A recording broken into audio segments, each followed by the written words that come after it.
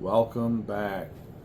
Let's take a look at this new Lake State Railway EMD SD70M released from Walthers.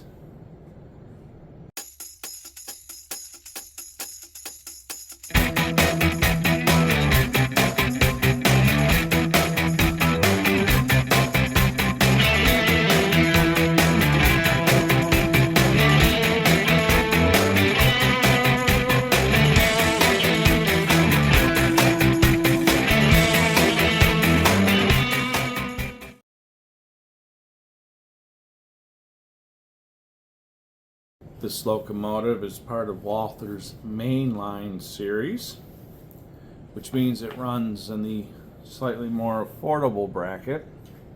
Walthers released two Lake State Railway SD70Ms, road number 6431 and 6434.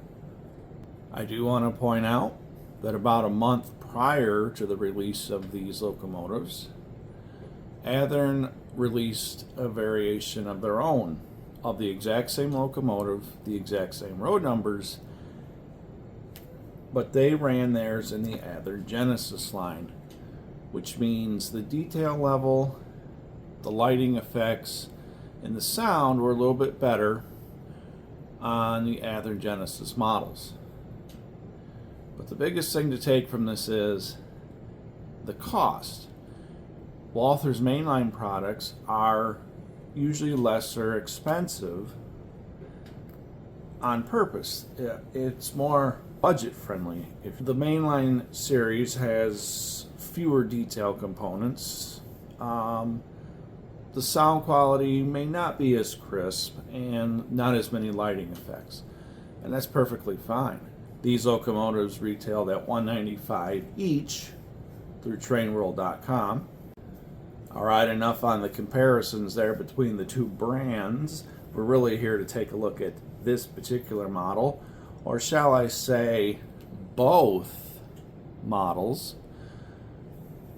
So one thing to start with is I've already covered the level of detail on these models is a little lacking. But that's how Walthers Mainline products are advertised. They don't have any separately applied grab irons, but there are little divots, if you will, on the shells that show you where you can actually drill small holes and add the grab irons and other detail elements later if you so choose. And I do believe Walthers still does sell the diesel detail add-on kit. Now these locomotives do come with ditch lights, non-flashing. There is a snow plow at the front, separately applied horn, and it does have a cab interior. However, there are no crew figures. Again, things you can add later. I ran these around the layout for about a week and a half now prior to this review, and they've been pulling a 42 car HO scale train. Some of these cars don't roll the smoothest, so the train is kind of heavy, a lot of drag. These locomotives are having absolutely no issue whatsoever pulling a train of that length. Typically I don't run trains that long because Murphy's Law loves to play with me and cause issues with derailments and what have you. But as far as pulling power, these locomotives have it. I will point out that the lettering and the paint job is very nice. It's very crisp. Even the little small Lake State Railway logo there on the side is very legible. Looks like the real thing. So nice job with that. As you can see on the roof, it's pretty plain. No antenna, but those are things you can add later. And the fans are pretty much just molded in. As I pull the locomotives into view here, I'll show you some of the detailing and lighting effects on the front or pilot of the locomotive. These are DCC with sound. I don't have the sound on right now. But one thing to note, even if you have the sound muted, every so often the locomotives will do this.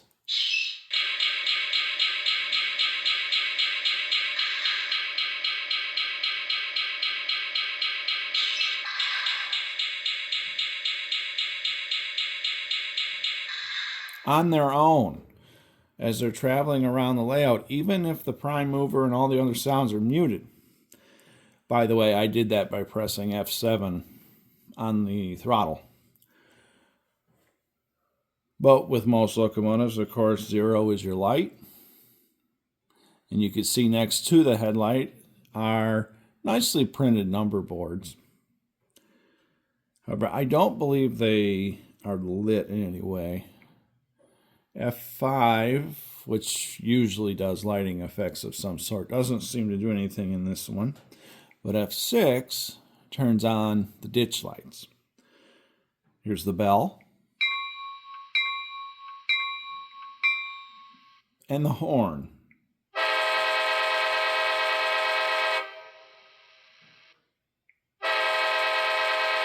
As you can see, no flashing ditch lights with this model. You can also see that there is a snowplow, no MU hoses.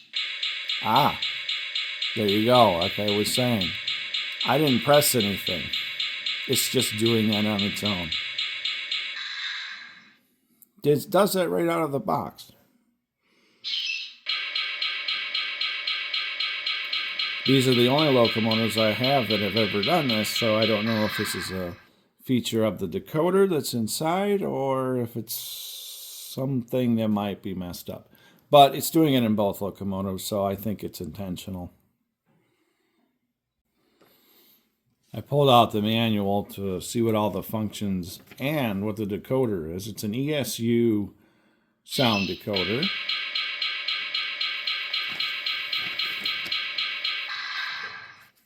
That's the compressor we're hearing. Again, you can also activate it or deactivate it with F7. F0 is your headlight, F1 is your bell, F2 is your horn. Those are pretty standard. F3, coupler crash. F4, dynamic brakes. Again, I think those are fairly standard. F5 does nothing. F6 are the ditch lights. Again, F7 is the compressor. F8 is the prime mover. And F9, it says, is drive hold, but it doesn't really go into detail on that. It says to visit the ESU website for more info. And a few other features of this decoder, the ESU digital sound decoder that's in these locomotives. It has 4 lighting outputs, 4 horns, 2 different bells, prime mover with startup and shutdown sequence, working dynamic brakes, full throttle features, multiple lighting features, and advanced consisting. And I'm reading that right off of the sheet that comes with it. And there's your function mapping that I read earlier. All right, let's fire this thing up. So F8 should turn on our sound.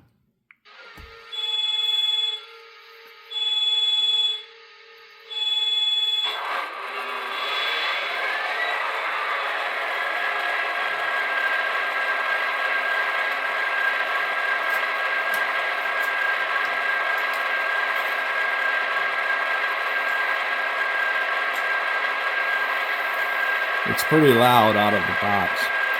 In fact, the prime mover is a little too loud because when I blow the horn, it's overpowered by the prime mover.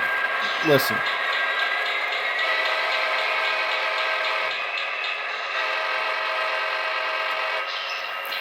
I think the horn should be louder and the prime mover a little softer.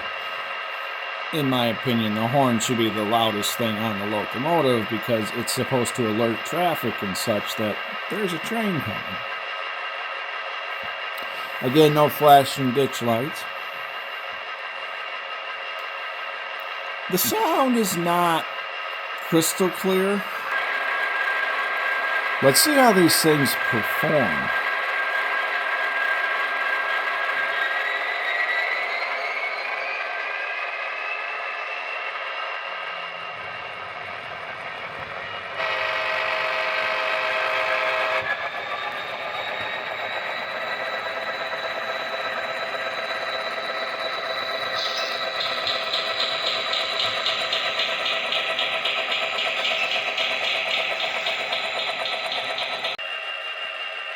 While they're right here in front of me, I'll see if I can get the shutdown sequence to work.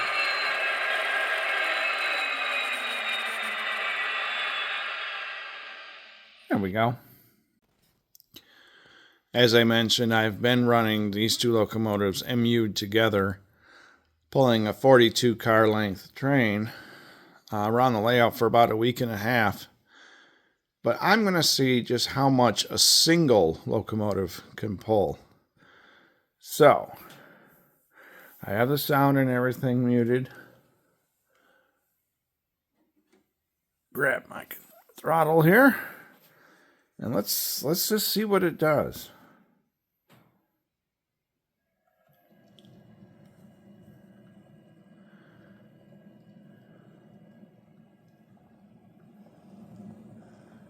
It's moaning a little bit, but it's pulling 42 HO scale freight cars. Real world situation here with curves and slight hills and imperfections in the track work and whatnot. But a testament to how strong these motors are in these Walthers locomotives. That's pretty impressive. In fact, let me stand back and show you the whole train, so you don't just have to take my word for it here, because right now you're just seeing the front. I'll try not to be too wobbly. Wobbly? Is that a word? It is today.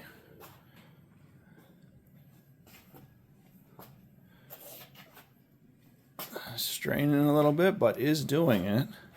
There's the end of the train all the way down there. That is pretty impressive.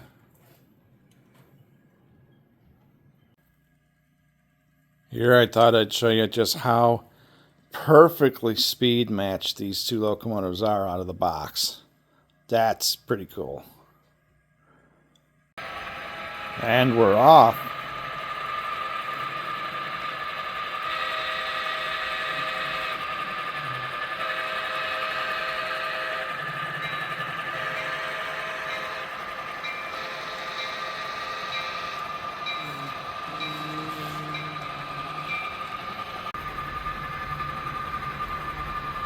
Everybody loves the bridge shot.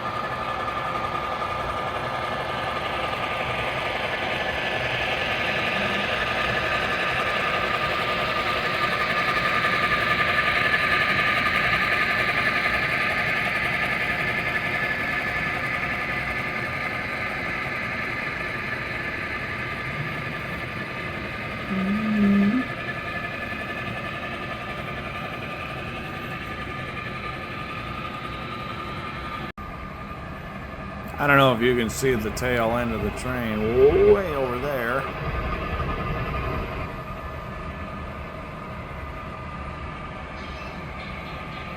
And here's the locomotive.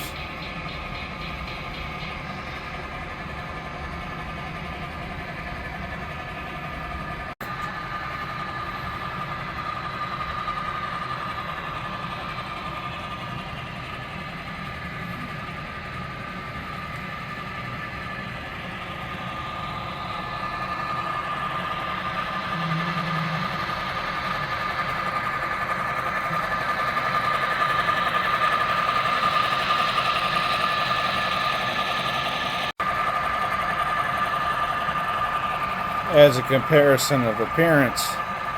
Those are the Walthers ones.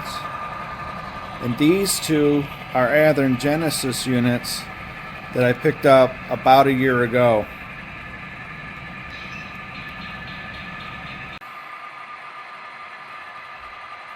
I'm going to bring him to a stop right before we get to the grade crossing here.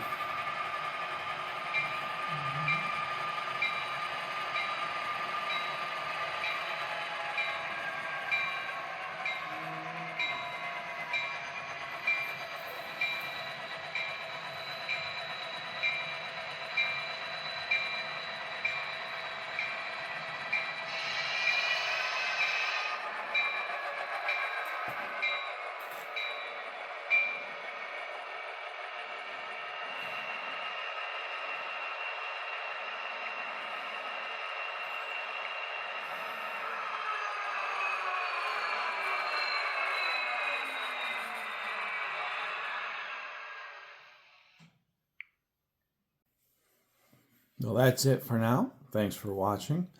Again, these are the Lake State Railway EMD SD70Ms from Walthers Mainline. I found them on Tramworld for $195 a piece, and I recommend them. They're great. Well, I'll see you next time, and everyone, thanks for watching.